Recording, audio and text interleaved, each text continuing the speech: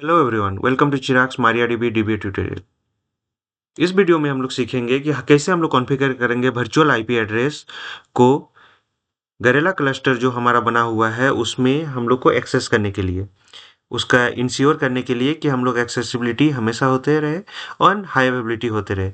तो previous video में हम लोग देखे कि हम लोग मारियाडीबी गरेला क्लस्टर को कैसे हम लोग कॉन्फ़िगर किए उबंटू 24.04 एलटीएस में। तो इस वीडियो में उससे आगे हम लोग चलेंगे एंड यहाँ स्टेप बाय स्टेप हम लोग देखेंगे कि वर्चुअल आईपी एड्रेस उसको कैसे कॉन्फ़िगर करेंगे।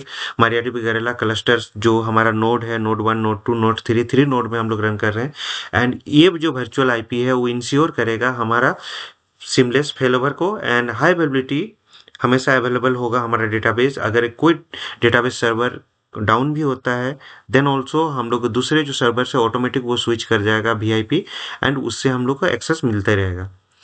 तो प्री रिक्वेस्ट है वर्किंग मारियाडीबी गरेला क्लस्टर एटलीस्ट 3 नोड्स। तो हमारे पास 3 नोड है, तीनों नोड में हम लोग का गरेला क्लस्टर रन कर रहा है, उसको हम लोग चेक कर लेते हैं एंड उसके बाद हम लोग एक वीआईपी लेते हैं 192.168.224.200 और उससे हम लोग चेक करेंगे। तो सबसे पहले हम लोग एक्सेस कर लेते हैं हमारा सर्वर्स को। सर्वर्स हमारा ऑन है तो 3 सर्वर्स है, सर्वर 1, सर्वर 2, सर्वर 3। जैसा हम मैंने यहाँ बताया सर्वर 1, सर्वर 3 तक। तो इसको हम लोग एक्सेस कर लेते हैं।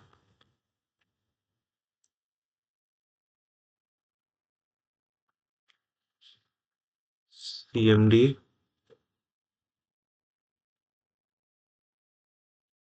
dpt ssh हम लोग dpt ले लेते हैं 192.168। ओके, ऑलरेडी हमने आईपी एड्रेस को कॉपी किया था 129। sudo su सो सिमिलर हम लोग करते हैं 130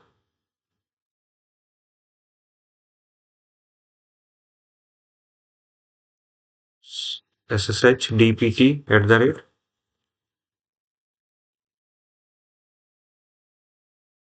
सुपर यूजर में हम लोग चले जाते हैं एंड तीसरा आईपी है हम लोग का ssh dpt एंड 131।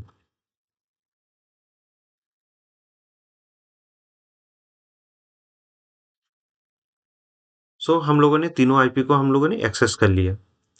अब हम चेक करते हैं कि मेरा मारियाडीबी का स्टेटस क्या है। सबसे पहले स्टॉप करते हैं एंड हम लोग का चेक करते हैं कि हम लोग का गरेला क्लस्टर जो है वो रनिंग है कि नहीं।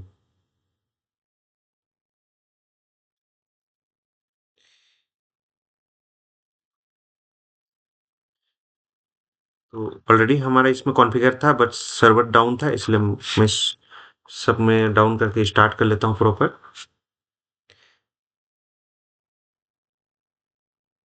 ओके, स्टॉप हो गया।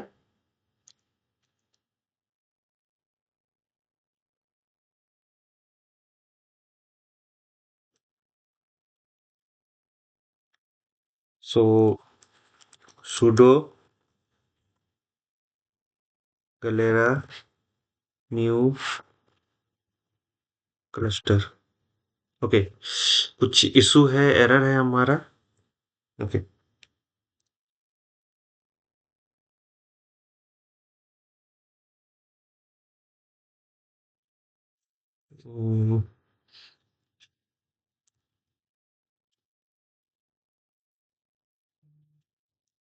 सी डी और पाथ में चले जाते हैं, चेक कर लेते हैं। L I B V I Galera cluster state. Okay, चलिए हम लोग सेव इसको 1 करके हम लोग स्टार्ट कर लेते हैं।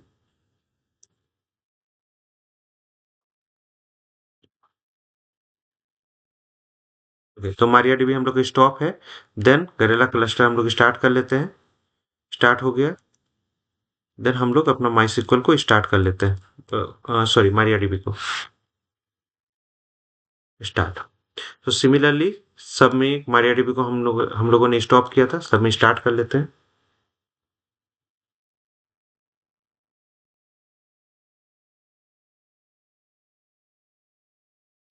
ओके, स्टार्ट हो गया, स्टार्ट हो गया। अब हम लोग क्रॉस चेक पहले कर लेते हैं। तो क्रॉस चेक करने के लिए क्या है, वेरीफाई द क्लस्टर, सब में हम लोग लॉगिन कर लेते हैं।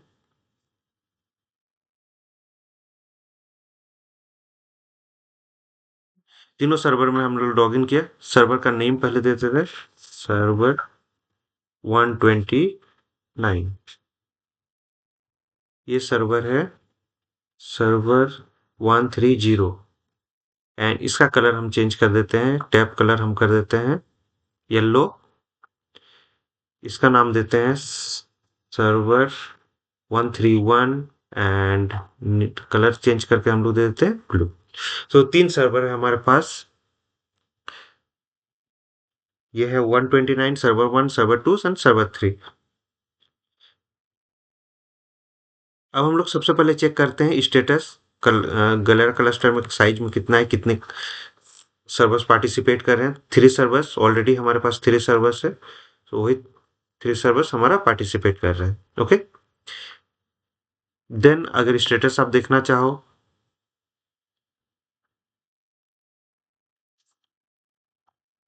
सो सिंक्रोनाइज है एंड सिंक्रोनाइज है।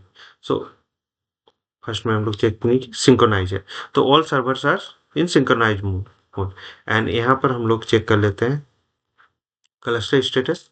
ऐसे सब सर्वर में देखने का जरूरत नहीं है, सब में यही आएगा प्राइमरी। ओके, तो तीनों सर्वर हम लोग का अप एंड रनिंग है एंड तीनों सर्वर का हमें डिटेल मिल गया।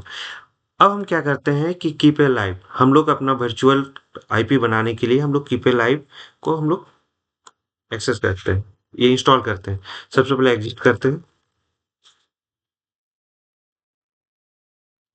Exit, exit, update, sudo apt update, sudo apt update and sudo apt update.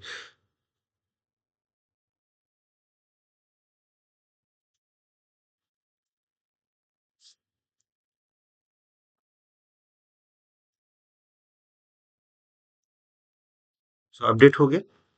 अब क्या है, हमको इंस्टॉल करना है keep a live.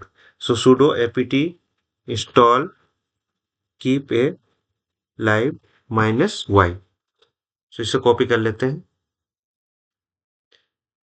And install करते हैं।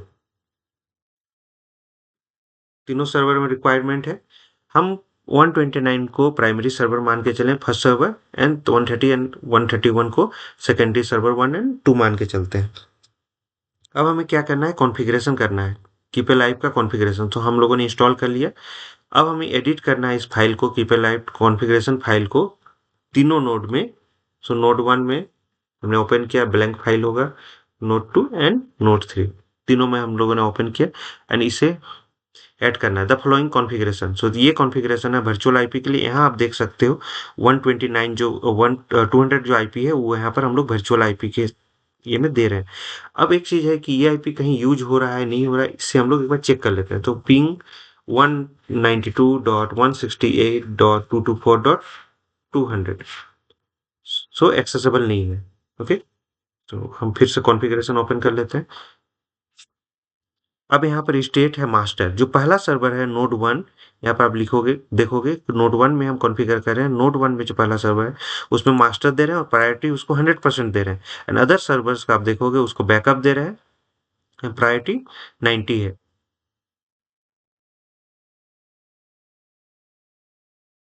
ओके, सो हम लोग क्या करते हैं, इसको ऐड कर लेते हैं हम लोग। ये है नोड 1 के लिए, तो नोड 1 है मेरा, ऐड कर लिया, कंट्रोल एक्स वाई, इसको ऐड हो गया। सिमिलरली यहाँ डाला हुआ है नोड 2 के लिए, सिमिलर कोड है, ओनली चेंजेस दो चीज है, स्टेट बैकअप एंड प्रायोरिटी 90। इसको नोड 2 एंड यहाँ पर है मेरा नोड 3। तो तीनों नोड में हम लोगों ने डाल दिया। अब हम स्टार्ट करते हैं, रिस्टार्ट करते हैं, इसको इनेबल करते हैं। इनेबल क्या करेगा, जब भी सिस्टम रिबूट होगा ऑटोमेटिकली कीप लाइव हमारा स्टार्ट हो जाएगा। तो हम लोगों ने तीनों नोड पे हमें इससे रन कर दिया। अब स्टेटस चेक करना है, अब स्टेटस चेक कर लो। इसको रन करते हैं। रनिंग है, एक्टिव एंड रनिंग है, एक्टिव एंड रनिंग है, एक्टिव एंड रनिंग है। तो तीनों सर्वर में हमारा एक्टिव है, रनिंग है। सो नेक्स्ट हम लोग चेक कर लेते हैं आईपी एड्रेस, जो वर्चुअल आईपी एड्रेस हम लोगों ने डाला था वो इनेबल वो है कि नहीं। तो यहाँ पर देखेंगे, यहाँ पर आईपी एड्रेस आपको दिखेगा। यहाँ पर secondary IP address, global secondary IP address, ये आईपी एड्रेस एंड इसका 129 है। सिमिलर हम देखेंगे तो 130 में भी 200 है एंड 131 में भी 200 है मेरा आईपी एड्रेस। अब हम पिंग करके देखते हैं, कहीं से भी पिंग करेंगे 192.168.224.200। सो हमारा नाउ आईपी पिंग कर रहा है, मतलब आईपी आईसीएमपी पिंग कर रहा है, मतलब एक्सेसिबल है आईपी। ओके, नेक्स्ट हम लोग क्या करेंगे, ग्रांट रिमोट एक्सेस परमिशन। किसी भी एक नोड में हम लोग लॉगिन करते हैं एंड हम लोग यूजर उस रूट यूजर को एक्सेस परमिशन देते हैं। तो पहला है क्या, grant all privileges and root user को 200 के लिए दे देते हैं। पहले पहले तो हमें 200 के लिए देते हैं जिससे हम लोग एक्सेस करेंगे। देन हम देते हैं 129 के 129 के लिए कि वो सभी से एक्सेस हो, यानी यहाँ 130 के लिए देते हैं। इसी तरह 131 के लिए देंगे एंड सबके लिए पासवर्ड हम सेट कर दिए admin@123। नाउ ये ऑप्शनल है, अगर आप उस सबनेट में सभी आईपी को देना चाहते हैं तो आप यहाँ पर परसेंटेज लगा सकते हैं। ये इस सीरीज का लास्ट में जो भी आईपी एड्रेस रहे सबके लिए एक्सेसिबल होगा। जो चेंजेस किए उसको हम लोग अप्लाई कर देते हैं। अप्लाई हो गया चेंजेस। अब हम लोग चेक कर लेते हैं कि हमारा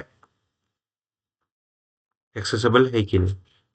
सो यहाँ पर आप देख सकते हो रूट के लिए हम 129, 130, 131 एंड 200 सबको हम एक्सेस दे दिए। सिमिलरली यहाँ पर लॉगिन करते हैं। यहाँ से भी देखते हैं तो यहाँ से भी हमें वही मिलेगा, क्योंकि सब एक दूसरे से सिंक्रोनाइज हो रहा है। किसी में भी लोकल में भी हम काम करेंगे तो एक्सेसिबल होगा हर किसी से।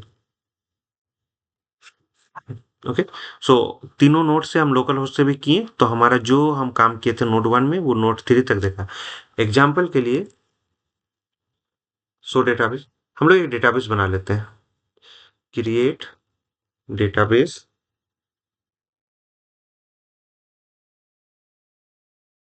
क्रिएट डेटाबेस टेस्ट डीबी 2, कुछ भी नाम दे देते हैं। अब ये टेस्ट डीबी 2 जो दिए हैं इसको हम लोग सबका लोकल से एक्सेस है। यहाँ पर देखते हैं, यहाँ टेस्ट डीबी 2 ऑटोमेटिक बन गया। यहाँ भी हम लोग देख लेते हैं, यहाँ भी टेस्ट डीबी 2 हम लोग का एक्सेसिबल है। मतलब all servers as a master काम कर रहा है and all servers are cluster में है। सो हम लोग क्या करते हैं, 200 से एक्सेस कर लेते हैं एंड हम लोग एक नोड किसी नोड को डाउन करते हैं, टेस्ट करते हैं कि हमारा एक्सेसिबल है कि नहीं। तो 200 से हम एक्सेस करते हैं 200 आईपी से। तो यहाँ होस्ट नेम क्या डाल दिया, 200। अब हम एप्लीकेशन में जो डालेंगे वो 200 डालेंगे, ये आईपी डालेंगे, ये 200 के थ्रू आएगा, एक्सेसिबल है। सो डेटाबेसेस, तो हमारा क्या है, जितना भी डेटाबेस बनाए थे वो डेटाबेस विजिबल है। एंड यहाँ पर हम लोग और एक काम करते हैं, हम लोग चेक कर लेते हैं कि कितना क्लस्टर साइज है।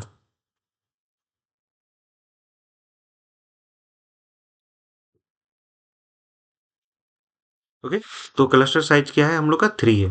अब क्या करते हैं, सर्वर 1 को हम डाउन करते हैं।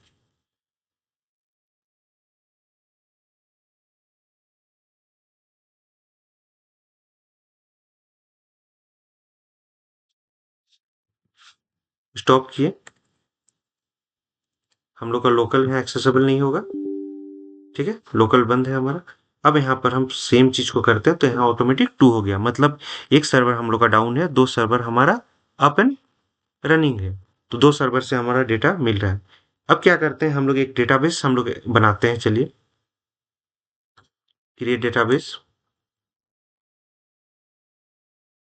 ये डेटाबेस बनाए, हम यहाँ 200 से एक्सेस किए हैं एंड यहाँ पर यूज वीआईपी कर लेते हैं। ये तो सिंपल कमांड्स है, create database and create table. So create database create table कर लेते हैं हम लोग। सो हमारा टेबल भी बन गया एंड हम एक डेटा इंसर्ट कर लेते हैं। डेटा इंसर्ट हो गया। देन अब हम क्या करते हैं, अब हम चेक करते हैं। तो tables so tables so select extract from employ. Okay, so हम देखते हैं यहाँ पर मेरा डेटा इंसर्टेड है। यहाँ पर हमने क्या किया है, पहले एग्जिट करते हैं, फिर से एक्सेस करके दिखाते हैं आपको। ये लोकल से एक्सेस कर रहे हैं, ठीक है। लोकल से एक्सेस किए क्योंकि यहाँ कोई होस्ट नेम नहीं डाले। अब databases, okay, then use galera underscore vip, okay, virtual ip हम ले लिए। select show tables, then select emp employee, okay, select extract from employee। तो यहाँ भी हमारा एक्सेसिबल है। तीसरा वाला का सर्विस हम स्टार्ट करके देखते हैं। जो फर्स्ट वाला था, स्टार्ट कर दिया सर्विस। ओके, स्टार्ट करने के बाद अब हम इसमें लॉगिन करते हैं लोकल से लॉगिन करने के बाद शो डेटाबेसेस करते हैं। तो हमारा डेटाबेस यहाँ भी विजिबल है। Okay, so use then show tables, then select employ, select extract from employ. So यहाँ भी एक्सेसिबल है, मतलब हमारा जो डेटा हम लोग डाला थे 200 से, वो तीनों सर्वर्स में हमारा एक्सेसिबल है। ओके, तीनों सर्वर से हमारा डेटा रिप्लिकेट कर चुका है, हमारा क्लस्टर में है तीनों server. So start node 1 and हम लोगों ने टेस्ट किया स्टार्ट नोड 1 को करके यूज के। सो ये सब काम किया। सो इसमें हम लोग देखें कि हमारा वीआईपी जो है वो सक्सेसफुली कॉन्फ़िगर हो गया, फेलोवर टेस्ट हो गया एंड हम लोग MariaDB गलेरा क्लस्टर उबंटू 24.04 में सक्सेसफुली कर लिए। अगर कोई डाउट है आपको तो यूट्यूब कमेंट सेक्शन में आप लिख सकते हैं। सो आप स्टेप बाय स्टेप प्रोसेस को फॉलो कीजिए। सो एंड ये हो गया हम लोग का, इसमें कोई पेंडिंग नहीं। For any doubts and query, please write on the YouTube video comment section and please subscribe and like for the more videos. Hope this will help. Thank you for watching.